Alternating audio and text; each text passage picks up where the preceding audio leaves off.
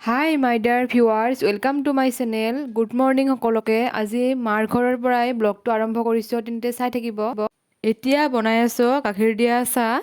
ৰাতিপুৱা কিন্তু ৰঙা চাহে খাব লাগে, কিন্তু মা দেউতা মানে ৰঙা চাহ খাই ইমান ভাল নাপায়, সেইটো কাৰণে মই গাখীৰ চাহ বনাইছোঁ। এতিয়া তেন্তে ৰাতিপুৱাৰ চাহকাপ খাই লওঁ।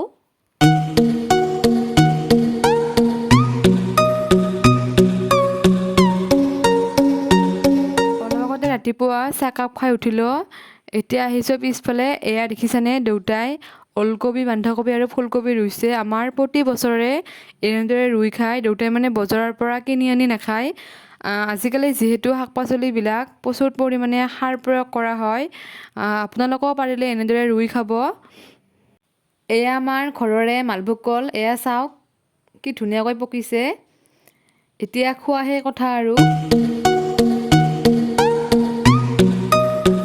কোমোৰাৰ সৈতে হাঁহৰ মাংস।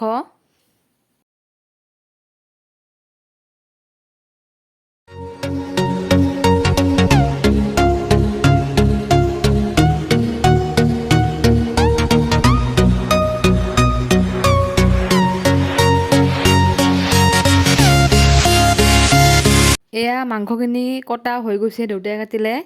এতিয়া মায়ে বনাব কোমোৰাৰ সৈতে। এতিয়া খোৱাহে কথা আজি। বহুদিনৰ মূৰত আজি হাঁহ খাম। এয়া মায়ে পটাত আদা অলপ পিচি থৈছে। এয়া জিৰা আৰু এয়া নহৰু, বেলেগ মছলা ব্যৱহাৰ কৰা নাই। এতিয়া মাংসখিনি বনোৱাৰ আগতে এয়া মায়ে পিচি লোৱা আদা, নহৰু আৰু জিৰাখিনি ভালদৰে ইয়াতে মিহলাই সানি আছে। মোৰ ভিডিঅ' কৰা নহ'লে আদা, নহৰু আৰু মছলাখিনি দিয়াতে। এতিয়া দিছে অলপমান পিঁয়াজ আৰু ইয়াতে মিঠাতেল আৰু হালধিও দি দিছে মায়ে। এতিয়া ভালদৰে মাংসখিনি সানি ল'ব, পিছতহে বনাব। এনেদৰে বনাই খালে সঁচাকৈ বহুত ভাল লাগে, তেন্তে চাই থাকিব। এয়া কোমোৰাখিনি মায়ে অলপ ভাজি লৈছে নিমখ হালধি দি পেলাই, যাতে কোমোৰাৰ পানীখিনি ওলাই পেলাই শুকাই যায়। পিছতহে মাংসত দিলে ভাল হয় খাবলৈ।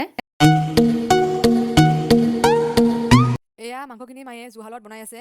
গেছত বনোৱা মাংসতকৈ জুহালত বনোৱা মাংসখিনি খাবলৈ সঁচাকৈ বহুত টেষ্টি হয়। আমাৰ মাংস বনালে আমাৰ জুহালতে বেছি বনোৱা হয়।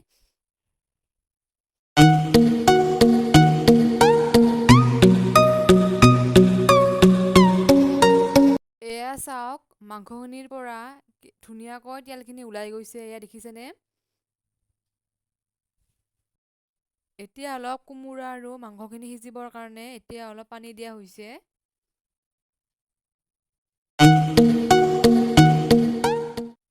এয়া চাওক, হাঁহৰ মাংস হৈ গ'ল। কালাৰটো দেখিছেনে, ইমান ধুনীয়া হৈছে। খাবলৈও সঁচাকৈ বহুত টেষ্টি হৈছে। মাৰ হাতৰ হাঁহৰ মাংস বুলিয়ে নহয়, যিকোনো আঞ্জায়ে খাবলৈ সঁচাকৈ বহুত টেষ্টি হয়। কাৰোৰ লগত তুলনা কৰিবই নোৱাৰি।